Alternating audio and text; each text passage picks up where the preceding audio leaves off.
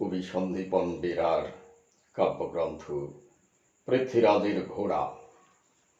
পৃথ্বীরাজের ঘোড়া কাব্যগ্রন্থের একটি কবিতা পাঠ করছি। রোবট। আপনাদের ভালো মন্দ বিচার, আপনাদের সম্মান ও সম্মান জানানোর কৌশল আমাদের আয়ত্তের বাইরে। আমরা মানুষ বা ঈশ্বর বা জ্যোতিষী নই। আমরা পাকা ধানেও মই দিই না।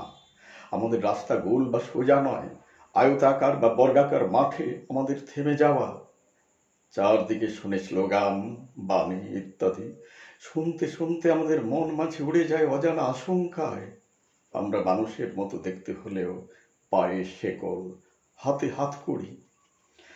সমাজ আমাদের কুড়িয়ে নেয়, ছুঁড়ে দেয় বানের জলে। বন্ধাত্বের বেড়াজালে আমরা পিছিয়ে পড়ছি ক্রমাগত। অপ্রীতিকর ভোজে আমরা উন্মত্ত, গ্রাসমুখী কবলে আমাদের প্রবাহ। আমরা বিনা অ্যাক্সিডেন্টে দুমড়ে মুচে কুঁকড়ে যাচ্ছি জানি না, জানার চেষ্টাও করি না। যন্ত্রের কবলে পড়ে আমাদের মাথায় কেউ হাতুড়ি ঠুকে দিলে আমরা হয়ে উঠি রোবট।